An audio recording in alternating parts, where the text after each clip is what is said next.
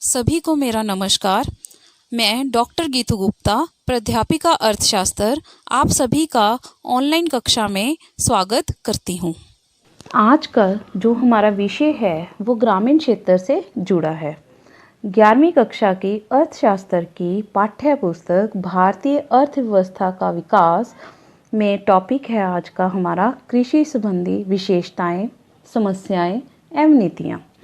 इसमें मेरे व्याख्यान के मुख्य उद्देश्य जो रहेंगे वो है कृषि का क्या अभिप्राय है, कृषि से हम क्या समझते हैं, इसका अर्थ क्या है, कृषि क्षेत्र का भारतीय अर्थव्यवस्था में योगदान, क्यों महत्वपूर्ण है कृषि क्षेत्र हमारी भारतीय अर्थव्यवस्था के लिए, भारतीय कृषि क्षेत्र की विशेषताएं, कैसे ये विशेषताएं हमें दूसरे देशों से भिन्न बनाती हैं, भारतीय कृषि क्षेत्र की समस्याएं, हमारे देश में जो कृषि क्षेत्र हैं उसकी क्या समस्याएं हैं।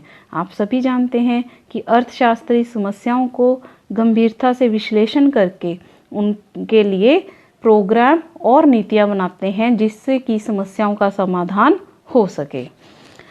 कृषि के विकास हेतु अपनाए गए उपाय और नीतियां, सरकार ने समय समय पर क्या क्या उपाय और नीतियां बनाई हैं कृषि क्षेत्र के प्रोत्साहन के लिए। अगर हमारा कृषि क्षेत्र पूर्णतः विकसित हो सकेगा तो हम विकासशील देशों की श्रेणी से निकलकर विकसित देशों की श्रेणी में स्थान हासिल कर पाएंगे। आपने अपने आसपास लोगों को विभिन्न आर्थिक गतिविधियों में कार्यरत देखा होगा। इनमें से कुछ गतिविधियां ऐसी हैं जिनमें वस्तुओं का उत्पादन होता है और कुछ गतिविधियां ऐसी हैं जिसमें सेवाओं का सृजन होता है। तो कुछ महत्वपूर्ण मानदंडों के आधार पर इन गतिविधियों को समूहों में वर्गीकृत किया गया है।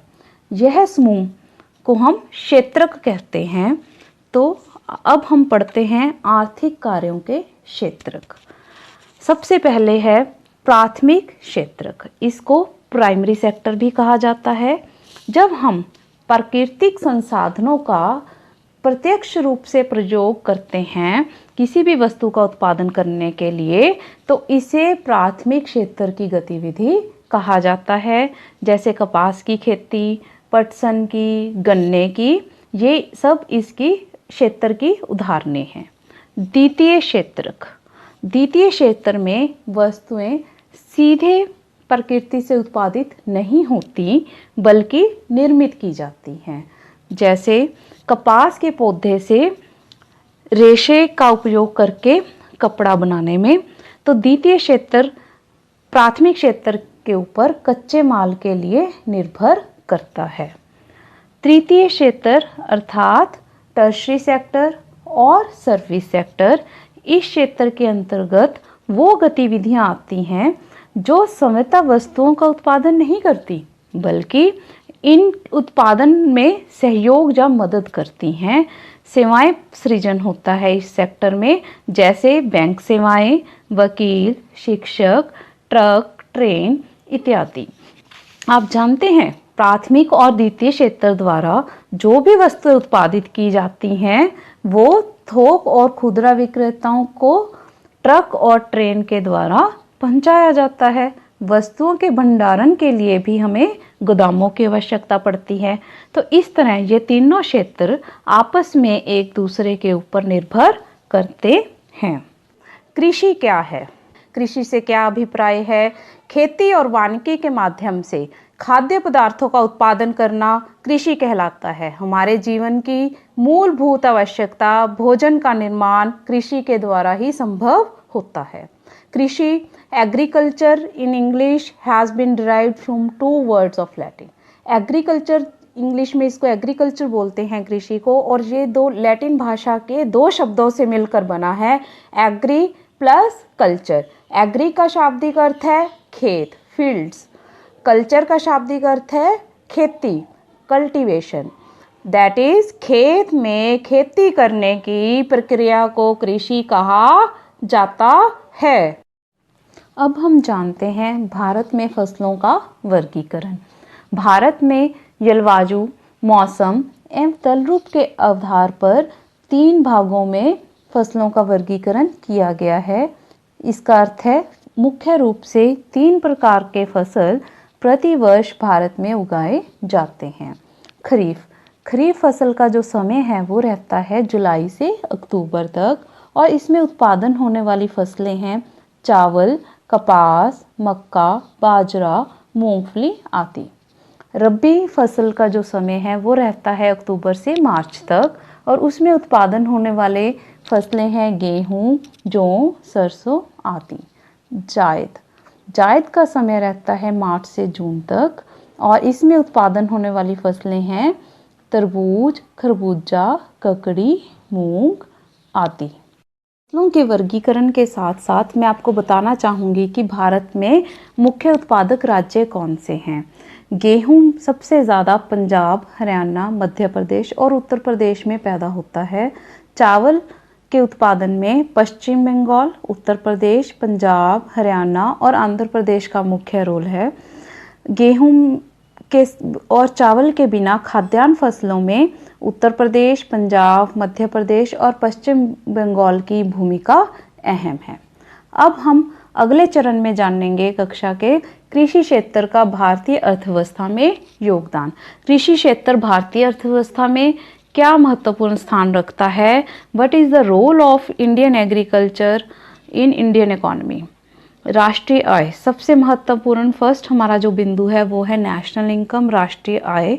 कितना योगदान कृषि क्षेत्र भारत की राष्ट्रीय आमदन में करता है? वर्ष 2014-15 में ये 18.2% था जो कि 19-20 में गिरकर 16.5% हो गया। ये गिरावट बहुत ही अच्छी और संरचनात्मक मानी जाती है। क्यों? क्योंकि ये माना जाता है कि गैर कृषि गतिविधियां बढ़ रही हैं जिससे कि हम उन्नति की ओर बढ़ रहे हैं। ये देखने में आया विकसित देशों के इतिहास में कि विकास की प्रारंभिक अवस्था में प्राथमिक क्षेत्र का रोल अहम होता है, लेकिन जैसे जैसे हम विकास करते जाते हैं द्वितीय और तृतीय क्षेत्र का जो रोल है, वो भूमिका है जो अर्थव्यवस्था में विकास में वो बढ़ जाती है। तो इसलिए उत्पादन की दृष्टि से ये एक बहुत अच्छा जो है हमारे देश के लिए बहुत अच्छा साइन है कि हम लोग भी विकास की ओर बढ़ रहे हैं। कच्चे माल का उत्पादन अगला जो हमारा दूसरा जो योगदान हमारा अर्थशास्त्र के पॉइंट ऑफ व्यू से जो हम देखें कि कृषि क्षेत्र करता है वो है कच्चे माल का उत्पादन। आपको पता है कि उद्योग तभी विकसित हो सकता है अगर उसे समय रहते ही कच्चा माल मिले, रॉ मटेरियल मिले। तो ये रॉ मटेरियल जो कच्चा माल है ये कहाँ से आना है? कृषि क्षेत्र से आना है, जिसका कि कारखानों में पुनर्निर्माण होना है, विनिर्माण प्रणाली से उनको अन्य रूपों में परिवर्तित किया जाना है। जैसे कि गन्ने को कच्चे माल में के रूप में उपयोग करके हम चीनी और गुड़ बना सकते हैं, कपास से कपड़े, कपास के रेशे से, लकड़ी से फर्नीचर। इसी तरह हमारा जो अगला अहम बिंदु है वो है कृषि क्षेत्र और रोजगार। भारत में कृषि क्षेत्र रोजगार के दिशा में बहुत महत्वपूर्ण स्थान रखता है। आप सभी जानते हैं कि हमारी कुल आबादी का 2/3 हिस्सा अभी भी अपने जीवन निर्वाह के लिए कृषि पर निर्भर करता है। कृषि और विदेशी व्यापार, विदेशी मुद्रा प्राप्त करने में भी कृषि का महत्वपूर्ण स्थान है। आप जानते हैं कि प्राचीन काल से ही विदेशों में हम क्या क्या निर्यात करते थे। निर्यात मतलब एक्सपोर्ट क्या क्या करते हैं? चाय, पटसन, मसाले, तंबाकू, काजू, ये कॉफ़ी, ये बड़े पैमाने पे भारत में से निर्यात होती हैं। चाय और मूंगफली में तो हमारा विश्व में उत्पादकता की दृष्टि में प्रथम स्थान है और चावल में दूसरा। तंबाकू और कपास में हम तीसरा स्थान रखते हैं। कृषि और भोजन का स्रोत, कृषि क्षेत्र जीवन की आवश्यकताओं की पूर्ति करता है। कृषि क्षेत्र 125 करोड़ मनुष्यों को भोजन और 51 करोड़ पशुओं को चारा उपलब्ध कराता है। कृषि क्षेत्र की विशेषताएं, कैसे हमारा कृषि क्षेत्र भिन्न है, किन किन बिंदुओं की वजह से, कौन सी ऐसी विशेषताएं हैं जो हमारे कृषि क्षेत्र को विलक्षण रूप देती हैं। आजीविका का स्रोत, भारत कृषि प्रधान देश है। प्राचीन काल से ही हमारा मुख्य व्यवसाय रोजगार के लिए, आजीविका के लिए कृषि रहा है। आज भी देश की लगभग 70% आबादी आमदनी के लिए इस क्षेत्र पर निर्भर करती है। मानसून पर निर्भरता, भारत में सिंचाई के लिए मुख्य रूप पर मानसून पर निर्भर रहता है। क्या आप जानते हैं आज भी ऐसे क्षेत्र हैं हमारे देश में जहां सिंचाई के साधन उपलब्ध नहीं हैं। अगर वर्षा अच्छी होती है, उत्पादन अच्छा होता है और किसान की आमदनी भी अच्छी होती है। तो इस तरह सिंचाई के पर्याप्त साधनों की उपलब्धता अभी भी नहीं है। तीसरी जो विशेषता है वो है बेरोजगारी। भारत के में कृषि क्षेत्र में दो तरह की बेरोजगारी देखने को मिलती है, मौसमी और प्रच्छन्न बेरोजगारी। मौसमी बेरोजगारी है सीजनल अनएम्प्लॉयमेंट।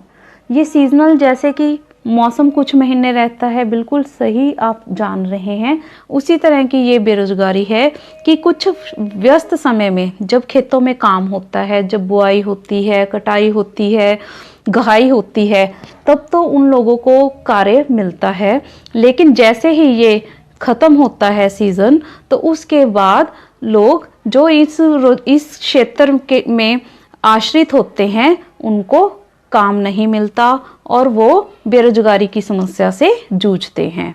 दूसरी तरह की जो बेरोजगारी है वो है प्रच्छन्न बेरोजगारी, डिस्गाइज्ड अनएम्प्लॉयमेंट।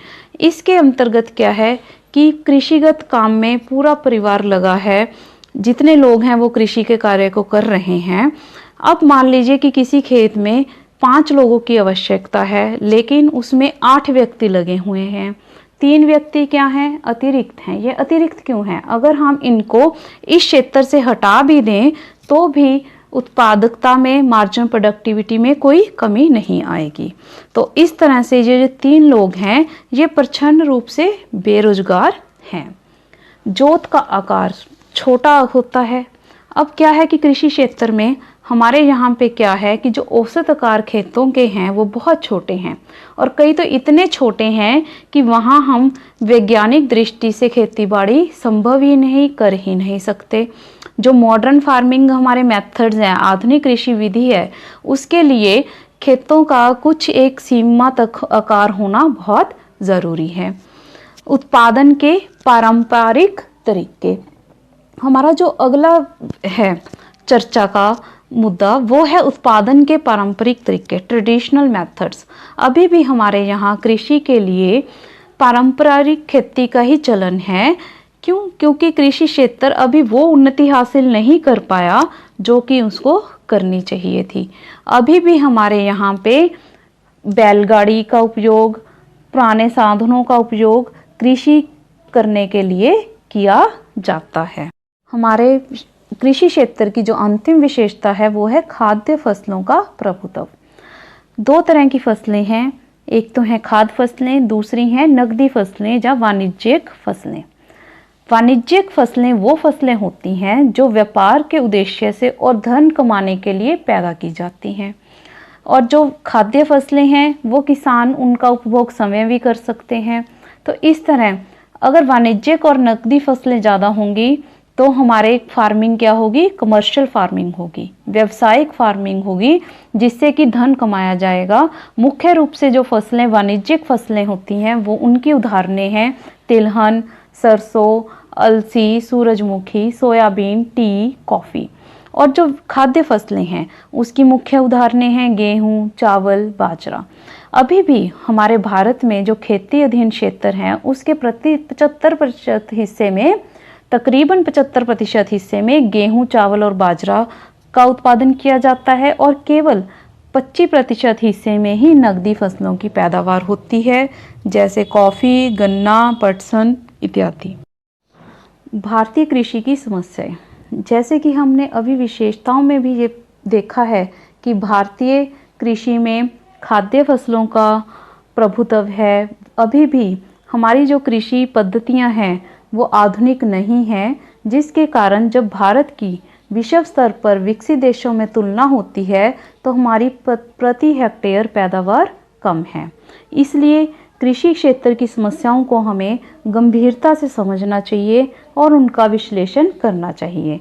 कृषि क्षेत्र की समस्याओं को मुख्यतः रूप से 3 भागों में बांटा गया है: सामान्य कारण, संस्थात्मक कारण और तकनीकी कारण। अगर हम इन समस्याओं को सही तरीके से समझेंगे, विश्लेषण करेंगे तो हमारी समस्याओं का समाधान भी उचित होगा और हम अच्छी नीतियाँ बना पाएंगे। सभी ये जान चुके हैं कि हमारा कृषि क्षेत्र पूरी तरह से विकसित नहीं है।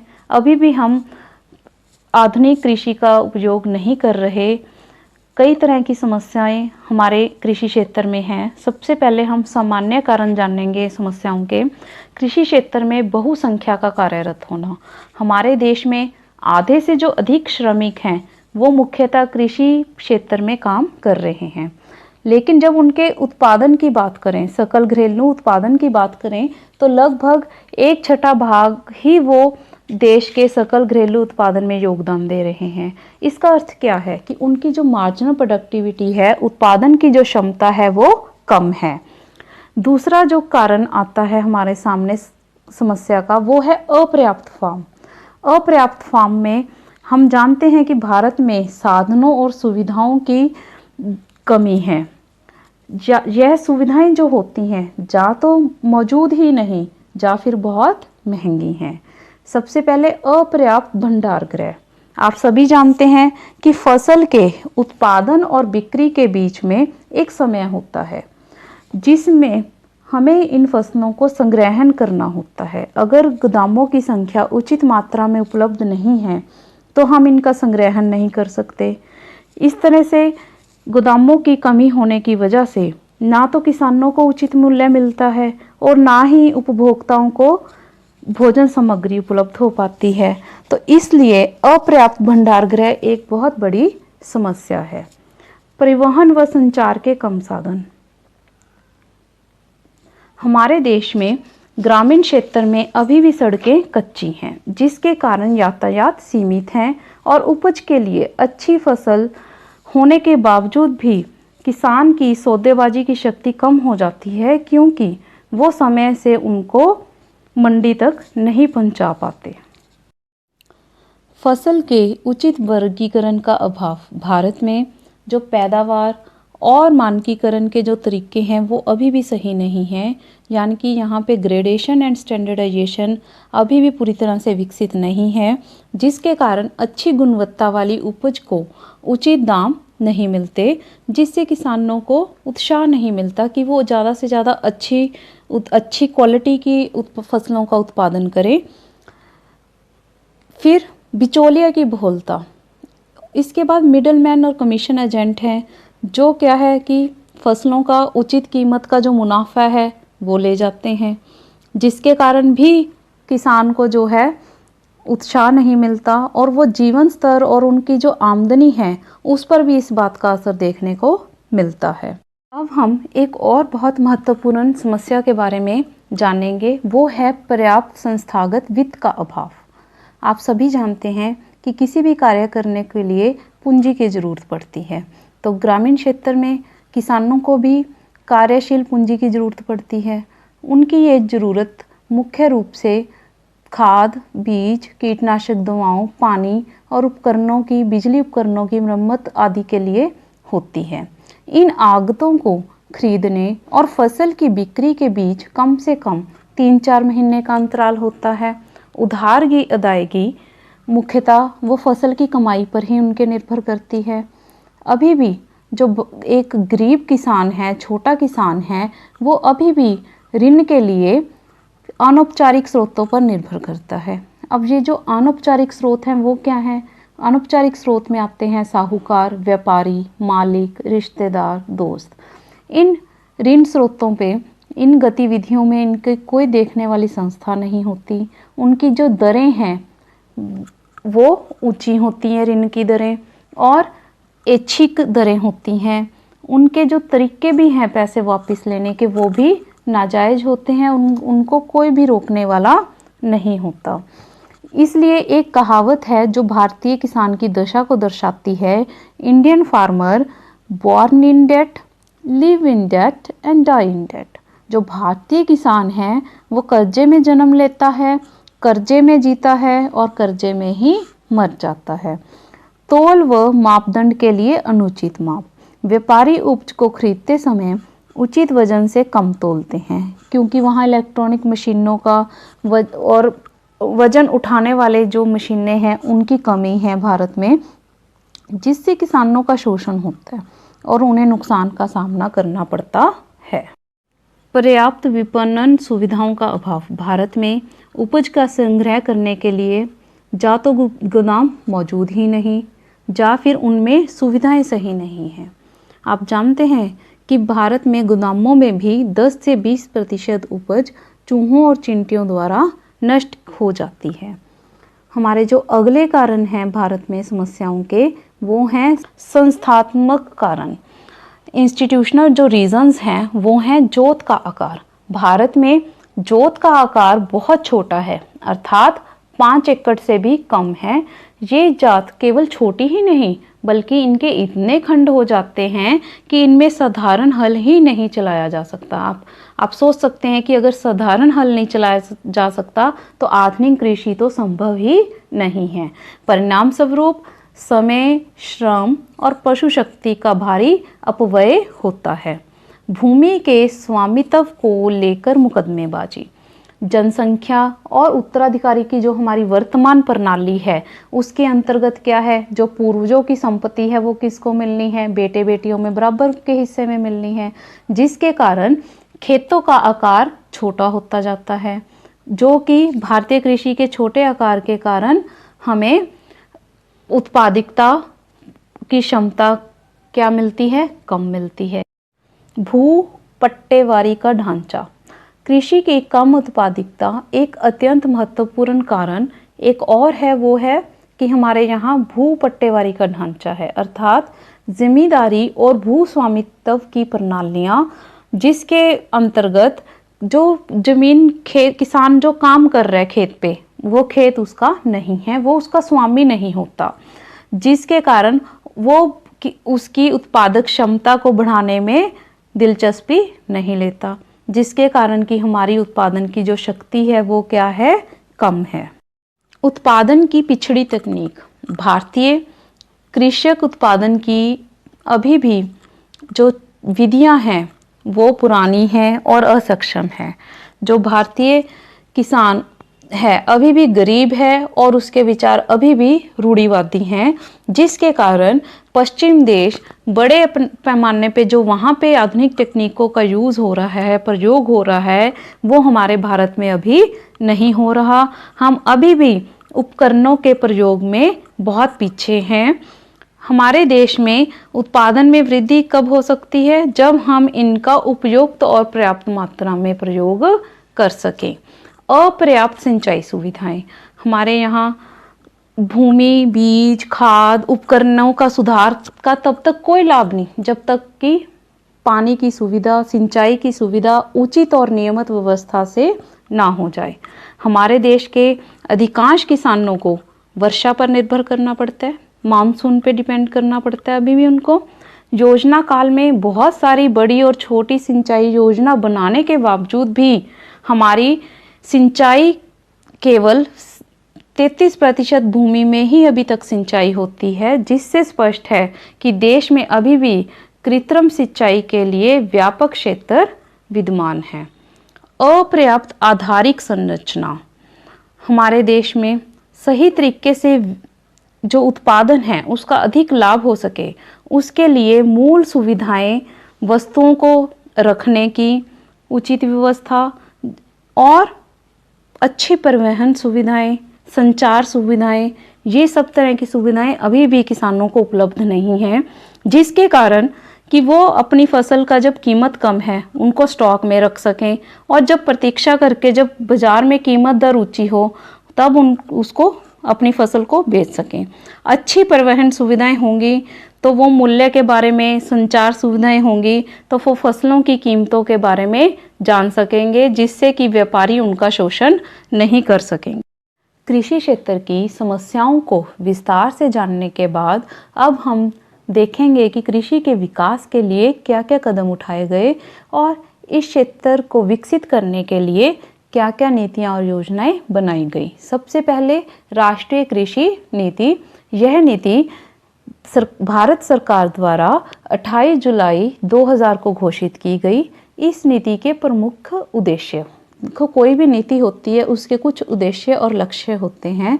तो इस नीति के जो प्रमुख उद्देश्य थे वो क्या था कि जो भारतीय कृषि की छिपी हुई व्यापक विकास संभावनाएं थीं उनको खोजकर उनका संपूर्ण लाभ उठाना, ग्रामीण क्षेत्रों में रोजगार के और अधिक अवसर सृजन करना, आर्थिक उदारीकरण एवं भूमंडलीकरण से उत्पन्न होने वाली विभिन्न चुनौतियों का सामना करना। लक्ष्य, अब इस नीति के लक्ष्य क्या थे? कृषि क्षेत्र में 4% प्रति वर्ष से अधिक दर प्राप्त करना। जो ग्रोथ रेट है एग्रीकल्चर सेक्टर का वो 4% से भी अधिक हो, ऐसा कृषि विकास सुनिश्चित करना जो संसाधनों का कुशल प्रयोग कर सके तथा हमारे भूमि, जल एवं जैव विविधता की रक्षा कर सके। जैविक खेती, ऑर्गेनिक फार्मिंग खेती की वह पद्धति है जिसमें खेतों में जैविक खाद अर्थात हरी खाद और पशु खाद का प्रयोग किया जाता है। यह जो जैविक खेती है ये मुख्यतः पर्यावरण के संतुलन को बनाने के ध्यान में रख के की जाती है। इसमें मृदा का जैविक स्तर बढ़ाया जाता है, बढ़ता है। इस तरह की खेती करने से मृदा उपजाऊ बनती है। आप सभी जानते हैं कि मृदा जो सॉइल जितनी उपजाऊ होगी फसलें भी उतनी ही अच्छी होंगी और उत्पादन क्षमता उतनी ही बढ़ेगी। तो इस तरह जो पर्यावरण के संतुलन को पुनः स्थापित करके उसका संरक्षण एवं संवर्धन जो है वो ऑर्गेनिक फार्मिंग के जरिए किया जाता है। और इनकी जो प्रोडक्ट्स हैं, जो उत्पादन की जो उत्पाद आता है ऑर्गेनिक फार्मिंग के, उनकी कीमतें भी ऊंची होती हैं। सॉइल हेल्थ कार्ड, मृदा स्वास्थ्य कार्ड योजना, यह योजना साल फरवरी 2015 में भारत सरकार द्वारा लाई गई एक स्कीम है। इस स्कीम के तहत सरकार ने किसानों को एक सॉइल कार्ड जारी कर दिया, मृदा स्वास्थ्य कार्ड, जिससे कि मृदा की गुणवत्ता का पता चलता है। अगर हमें मिट्टी की गुणवत्ता का किसान को अध्ययन होगा तो वो उसमें क्या मदद करेगी, उनको एक अच्छी फसल प्राप्त करने में उनको सहायता मिलेगी। किसान कॉल सेंटर, भारतीय कृषि मंत्रालय और भारत सरकार के प्रयासों के फलस्वरूप 21 जनवरी 2004 में किसान कॉल सेंटर की शुरुआत पूरे भारत में एक साथ शुरू की गई। किसान कॉल सेंटर का मुख्य उद्देश्य क्या था? किसानों की समस्याओं का समाधान करना, और इन समस्याओं का समाधान तुरंत किया गया और उनकी लोकल भाषा में उपलब्ध कराया गया। तो इसके लिए जो टोल फ्री नंबर है जिस पे कि किसान कॉल कर सकते हैं वो है 1551 या 18001801 प्रधानमंत्री कृषि सिंचाई योजना, हर खेत को पानी, सिंचाई को पर्याप्त मात्रा में उपलब्ध करवाना और भूजल के स्तर को ऊंचा उठाने के लिए यह योजना प्रधानमंत्री कृषि सिंचाई योजना के अंतर्गत शुरू की गई। शुरुआत में इसके पहले चरण में 14 जिलों को लिया गया। हमारी जो अगली योजना है वो क्या है? ई-नैम।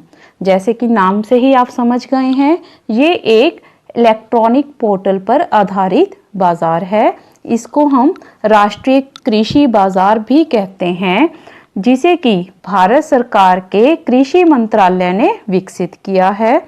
इसका जो उद्देश्य है वो ये है कि देश के जितने भी हमारे अलग अलग प्रांत हैं, राज्य हैं, उनमें स्थित जो हमारी कृषि उपज मंडियां हैं उनको इंटरनेट के माध्यम से जोड़कर एक राष्ट्रीय कृषि बाजार बनाया जाए।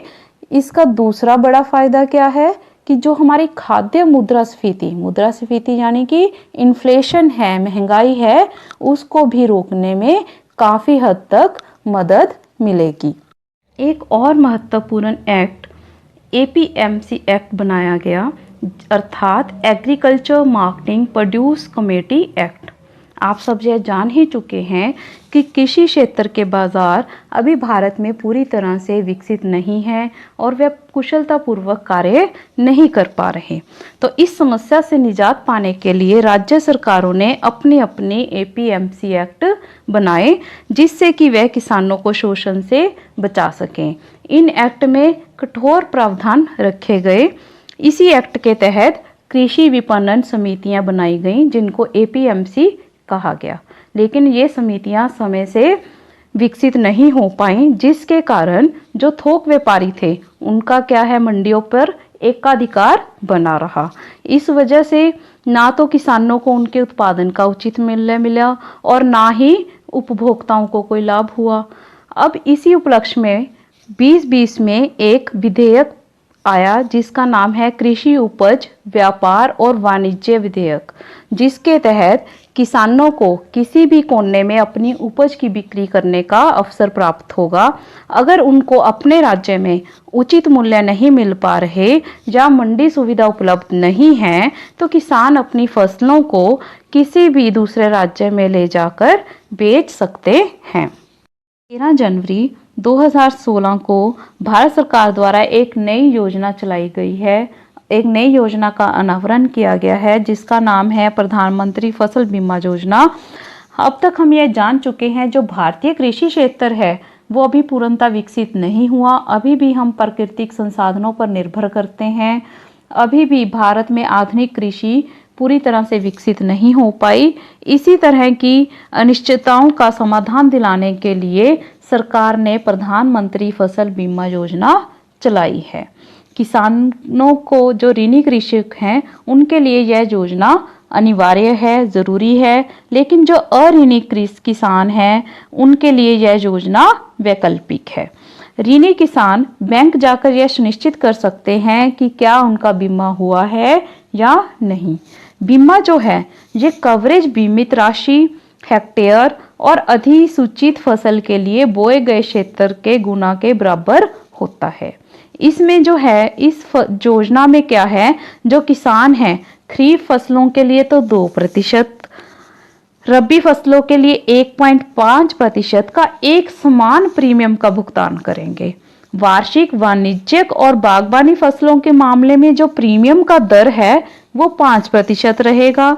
सरकारी अधिसूचना और राष्ट्रीय फसल पोर्टल में भी ये बताया गया है कि जो फसलें हैं, खाद्य फसलें जो हैं वो हैं अनाज, बाजरा, दालें, तिलहन, वार्षिक वाणिज्य और बागवानी फसलें। अंततः हम कह सकते हैं कि इस योजना से सरकार किसानों को सुरक्षा प्रदान कर रही है, तो किसान अपने आप को नुकसान से बचा सकते हैं और इस योजना का लाभ उठा सकते हैं। अंत में हम जानेंगे कि हमने इस कक्षा में क्या सीखा।